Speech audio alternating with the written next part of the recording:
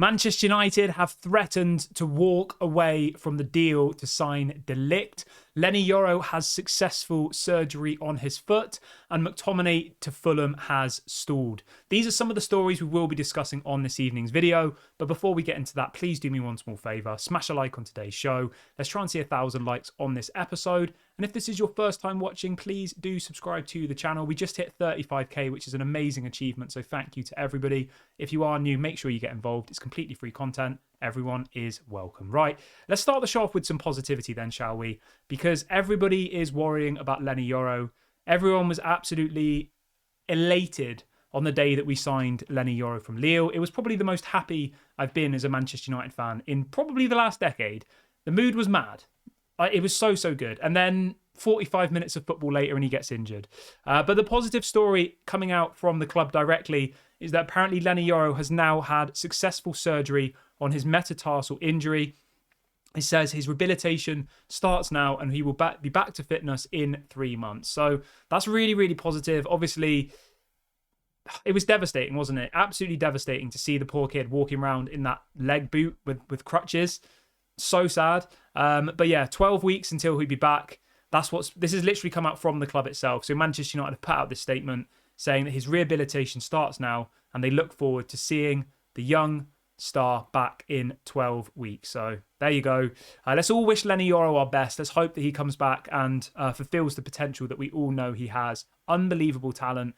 And yeah, it's just a shame, isn't it, that he hadn't missed a single game through injury in his whole career.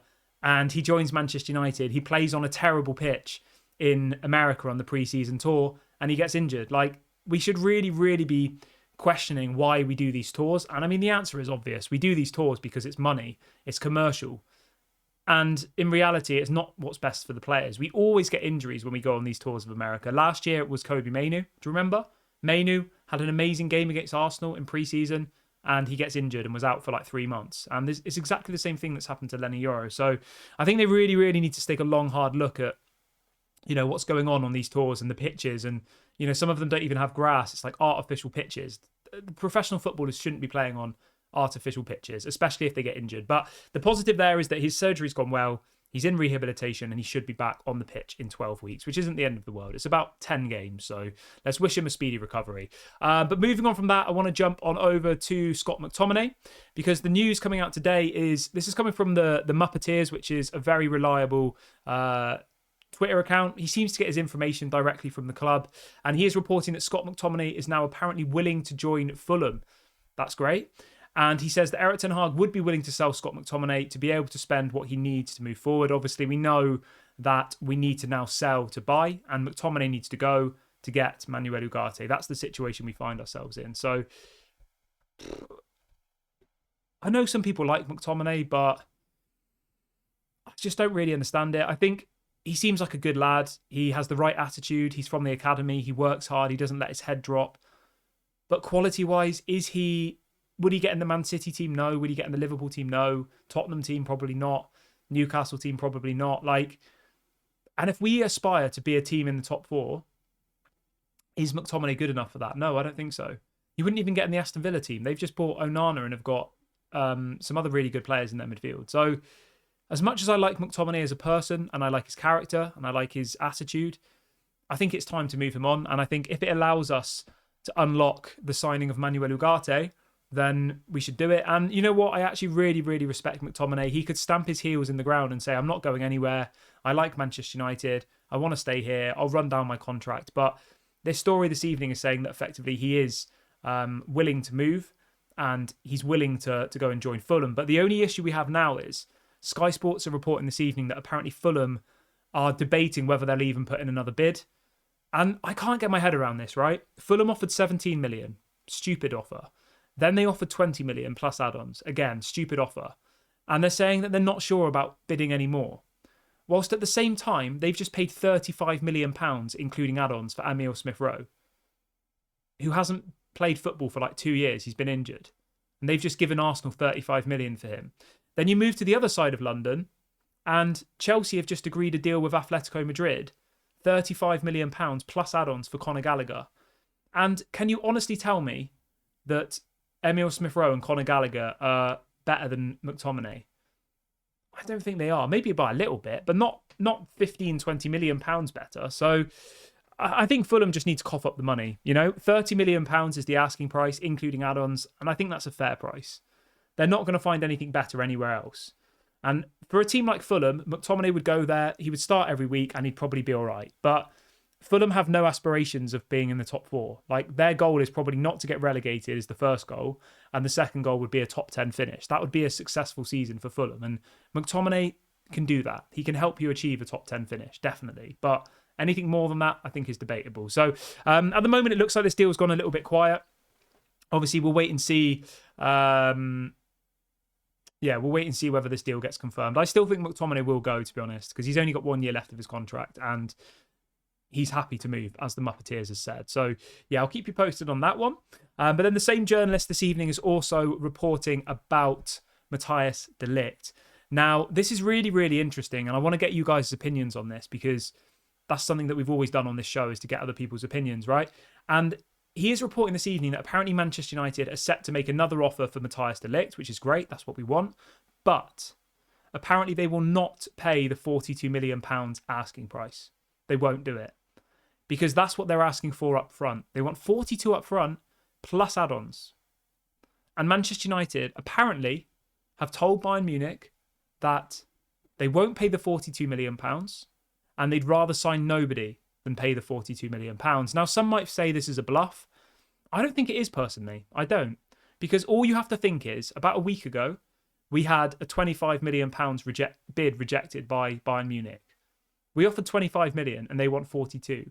There's a huge gap in valuation between the two clubs. And the same journalist is saying that apparently Manchester United were expecting to pay somewhere around 33 to 35 million upfront plus add-ons, which I think is probably fair.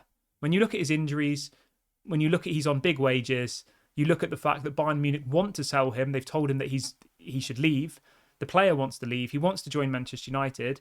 And then you add the fact that Bayern Munich have already agreed a deal with Bayern Leverkusen to sign Jonathan Tah as his replacement. So Bayern Munich can say that it's 42 million or nothing, but in reality, we know that they don't want him anymore. So I think it's all just a game of poker. And I personally think in the end, Manchester United will get him for the 30 to 35 million pounds plus add-ons. I would be very surprised if they pay the 42, because one thing that Ineos are trying to do this window is change other clubs' opinion, view and mentality towards Manchester United, because for the last decade, we've been a laughingstock, both on the pitch and off the pitch. We've overpaid for players.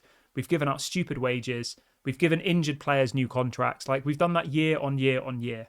And one of the key things that Ineos said when they came into Manchester United was that that's not going to happen anymore. And if in their first window, in this De Ligt situation, for example, they negotiate with Bayern for 12 weeks, right? And then after 12 weeks, they pay the asking price anyway, they're going to look stupid. Very, very stupid. We could have signed De Ligt literally months ago.